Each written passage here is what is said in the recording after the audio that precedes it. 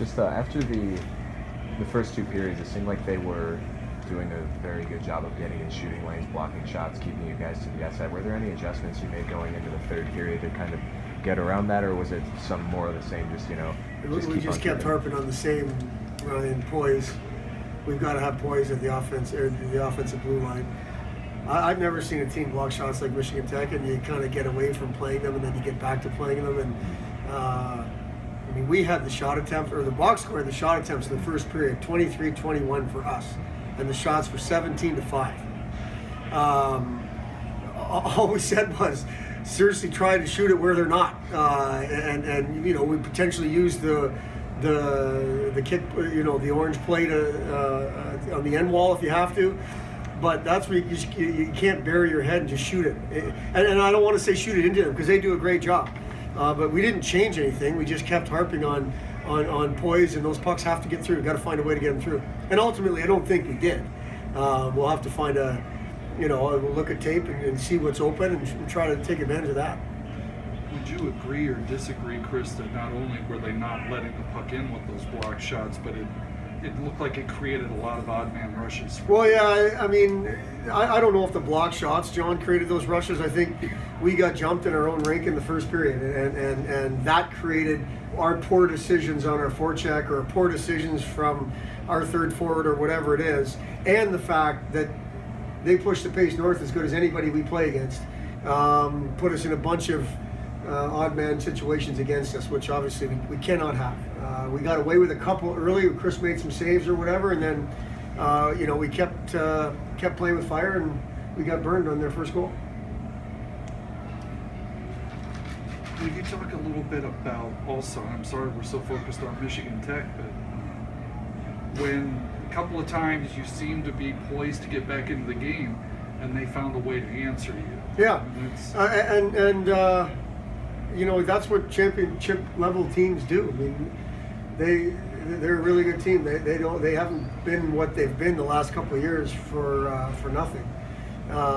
They find a way. I mean, and then from our perspective, we had two goal deficits that we were able to come back from. So.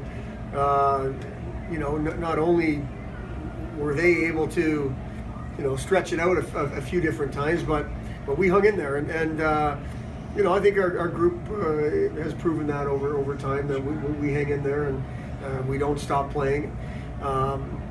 It was nice to see. It was nice to see that again. We haven't necessarily had that situation in a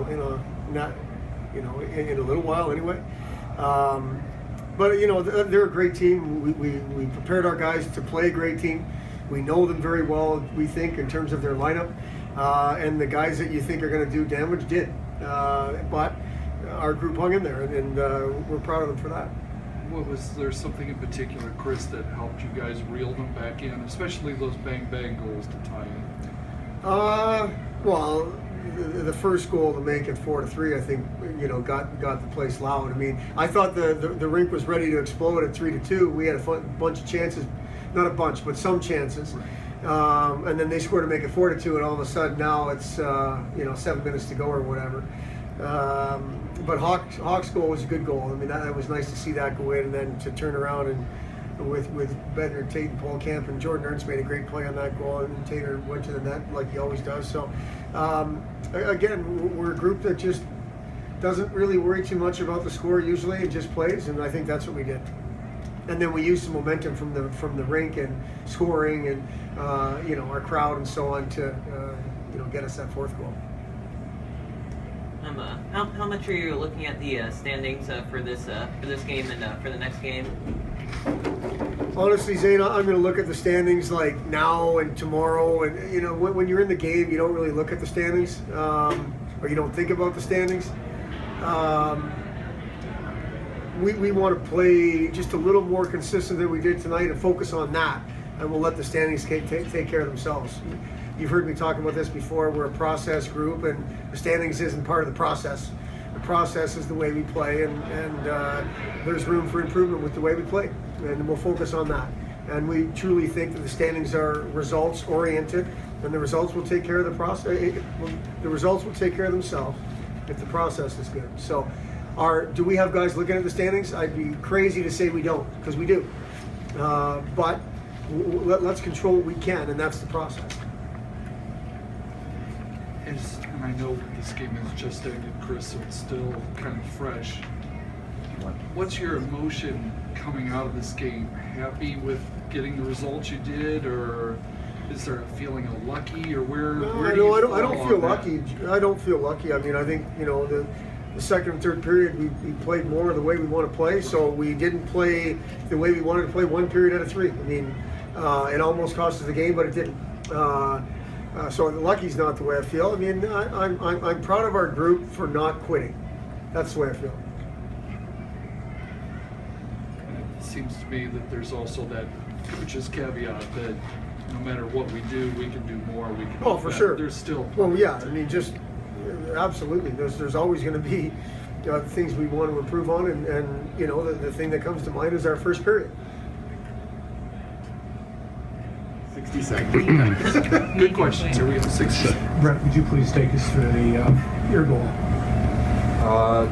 Not really sure. I know it was like a neutral zone transition, and I chipped the puck in deep, and whoever was in the middle of the ice got in and created a little pressure, and it went up to Ernst, I think it was, and he shot it at the net, and then after I finished my check, I went to the net, and their D kind of fumbled it a little bit, and it came right to me, and I just tapped it in. Does this tie? Does it kind of you feel better about it knowing like how it started out early? Yeah, I mean, if tonight was a fight, we got punched in the face first, and that's not really acceptable by our group. We came out flat. They were winning races. They were more physical than us, and we got to our game late, second and third period. We got to our game, and we're happy with the tie. But if we believe if we clean up the first period and play 3 periods, that we can get the results that we want. What's the frustration level for you guys on the bench when you're equaling them in terms of shot attempts, but you got guys, defensemen, forwards getting in the way of the puck, keeping the play out to the outside? Yeah, I tip my hat to them. We knew coming into this weekend that they block a lot of shots, and they're almost out of control. But we got to get more pucks through. We didn't do that in the first period. I think they had like 15 block shots, or 2 block shots, or something like that. And later in the game, we got pucks through. We were starting to use the yellow. We were cycling the puck. We were getting pucks in the net, and we finally found our offense. Is there kind of a way you guys go about game planning for a team like that likes to clog the middle of the ice and keep plays to the outside in terms of trying to penetrate that defense to get through the middle to get quality chances, or just kind of you just got to keep chipping at it?